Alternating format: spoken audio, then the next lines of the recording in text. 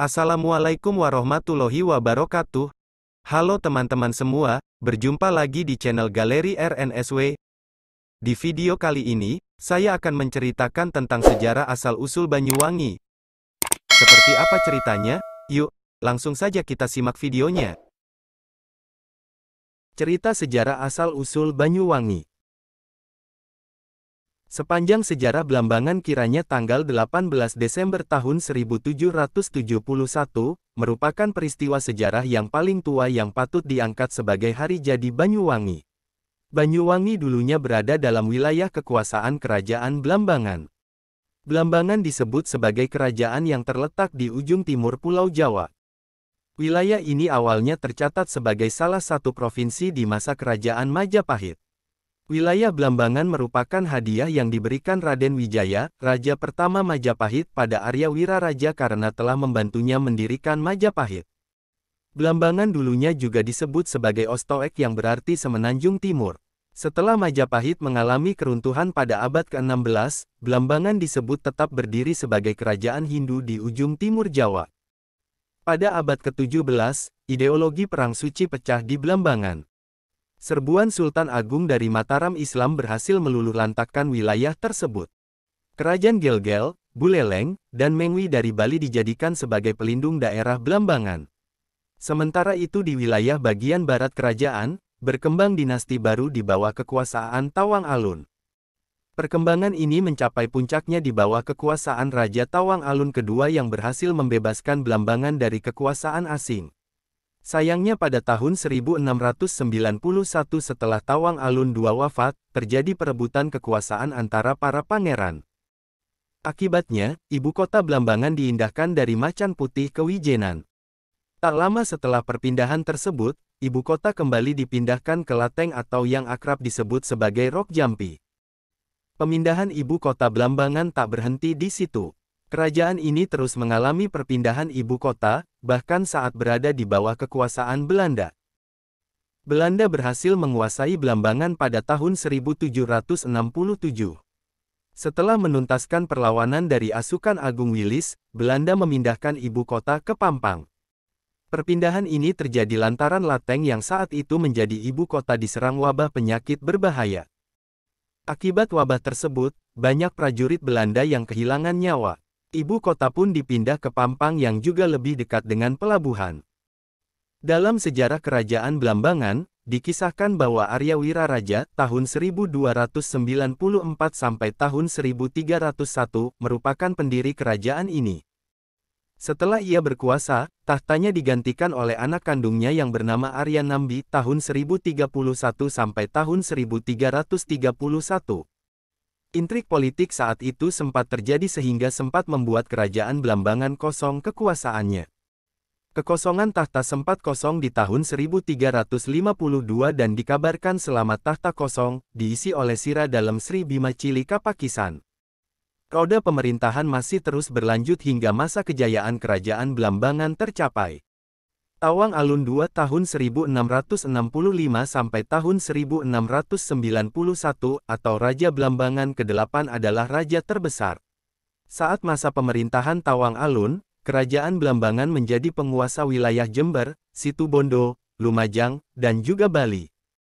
Rakyat yang tinggal di bawah pemerintahan kerajaan Blambangan hidup dengan makmur.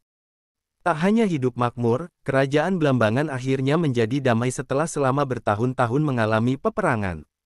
Sebelum peristiwa puncak Perang Puputan Bayu terjadi, sebenarnya ada peristiwa lain yang mendahuluinya, yang juga heroik patriotik, yaitu peristiwa penyerangan para pejuang Blambangan di bawah pimpinan Pangeran Puger Putra Wong Agung Wilis ke Benteng VOC di Banyualit pada tahun 1768. Namun sayang peristiwa tersebut tidak tercatat secara lengkap pertanggalannya, dan selain itu terkesan bahwa dalam penyerangan tersebut kita kalah total, sedang pihak musuh hampir tidak menderita kerugian apapun. Pada peristiwa ini Pangeran Puger gugur, sedang Wong Agung Wilis, setelah Lateng dihancurkan, terluka, tertangkap dan kemudian dibuang ke Pulau Banda. Berdasarkan data sejarah, nama Banyuwangi tidak dapat terlepas dengan kejayaan Blambangan. Sejak zaman Pangeran Tawang Alun tahun 1655 sampai tahun 1691 dan Pangeran Danuningrat tahun 1736 sampai tahun 1763, bahkan juga sampai ketika Blambangan berada di bawah perlindungan Bali tahun 1763 sampai tahun 1767, VOC belum pernah tertarik untuk memasuki dan mengelola Blambangan. Pada tahun 1743 Jawa bagian timur termasuk Blambangan, diserahkan oleh Pakubuwono II kepada VOC. VOC merasa Blambangan memang sudah menjadi miliknya. Namun untuk sementara masih dibiarkan sebagai barang simpanan, yang baru akan dikelola sewaktu-waktu kalau sudah diperlukan. Bahkan ketika Danuningrat meminta bantuan VOC untuk melepaskan diri dari Bali, VOC masih belum tertarik untuk melihat ke Blambangan. Namun barulah setelah Inggris menjalin hubungan dagang dengan Blambangan dan mendirikan kantor dagangnya Komplek Inggrisan sekarang pada tahun 1766 di Bandar Kecil Banyuwangi, yang pada waktu itu juga disebut Tirtaganda, Tirta Arum atau Toyarum, maka VOC langsung bergerak untuk segera merebut Banyuwangi dan mengamankan seluruh Blambangan. Secara umum dalam peperangan yang terjadi pada tahun 1767 sampai tahun 1772 itu, VOC memang berusaha untuk merebut seluruh Blambangan.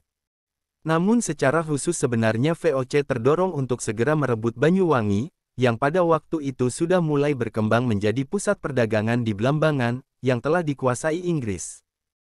Dengan demikian jelas, bahwa lahirnya sebuah tempat yang kemudian menjadi terkenal dengan nama Banyuwangi, telah menjadi kasus beli terjadinya peperangan dahsyat, Perang Puputan Bayu. Kalau sekiranya Inggris tidak bercokol di Banyuwangi pada tahun 1766, mungkin VOC tidak akan buru-buru melakukan ekspansinya ke Blambangan pada tahun 1767. Dan karena itu mungkin Perang Puputan Bayu tidak akan terjadi puncaknya pada tanggal 18 Desember tahun 1771. Dengan demikian pasti terdapat hubungan yang erat Perang Puputan Bayu dengan lahirnya sebuah tempat yang bernama Banyuwangi. Dengan perkataan lain, Perang Puputan Bayu merupakan bagian dari proses lahirnya Banyuwangi. Karena itu, penetapan tanggal 18 Desember tahun 1771 sebagai hari jadi Banyuwangi sesungguhnya sangat rasional. Oke teman-teman, itu tadi cerita sejarah asal-usul Banyuwangi. Semoga bisa menambah wawasan teman-teman semua ya. Terima kasih telah menonton video ini. Jika video ini bermanfaat, teman-teman bisa like dan subscribe channel ini ya.